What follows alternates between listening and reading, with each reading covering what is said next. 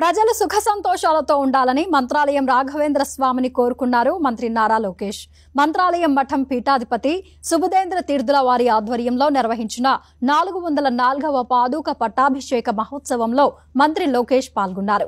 శ్రీ రాఘవేంద్ర స్వామి పీఠాన్ని అధిష్ఠించిన పరమ పవిత్ర రోజును పురస్కరించుకుని ఏటా ఉత్సవాలు నిర్వహిస్తారు. నేటి నుంచి 6 రోజుల పాటు ఈ ఉత్సవాలు జరగనున్నాయి.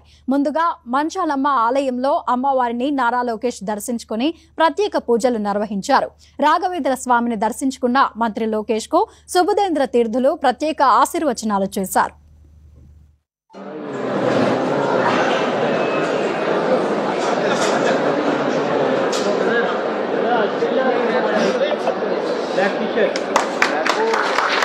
Immensely pleased to present this certificate in the Venerable Assembly of Celebrities and Devotees Sri Rayaru to honor Sri Nara Lokesh Garu, Honorable Minister for Information Technology, Electronics, Communication and Human Resources, Government of Andhra Pradesh. Started his political career in 2014 and now is a value-based politician serving as the Minister of Information and Technology, Electronics and Communication and the Human Resources Development Department in the Government of Andhra Pradesh. His social service and welfare activities are reaching greater heights day by day. He is an ardent devotee of Sri Raghavendra Swami. In appreciation of profundity of his devotion for God and Guru, this honor is bestowed upon Lokesh Garu and his family members. Swami is blessing with Narayana Smaranigalu.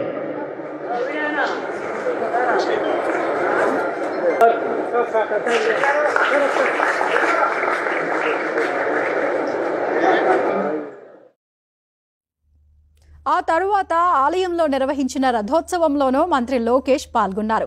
మంగళ వాయిద్యాలు, అశేష భక్త జన సందోహం మధ్య మంత్రి లోకేష్ స్వయంగా రథం లాగారు. ఈ సందర్భంగా శ్రీ రాఘవేంద్ర స్వామి నామ స్మరణతో దేవాలయ ప్రాంగణం మార్మోగింది. ఆలయ ప్రాంగణంలో నూతనంగా నిర్మించిన షాపింగ్ కాంప్లెక్స్ ను మంత్రి ప్రారంభించారు. రాయలసీమలో వలసలు లేకుండా చూడాలన్నదే తన ప్రభుత్వ లక్ష్యమని లోకేష్ తెలిపారు.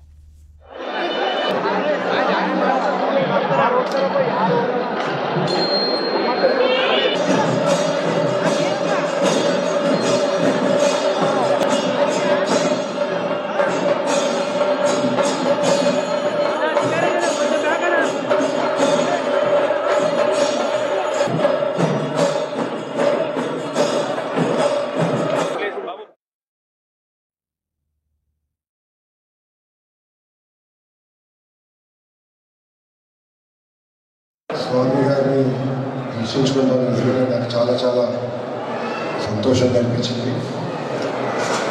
ఇది నేను రెండోసారి ఇక్కడికి వస్తాం.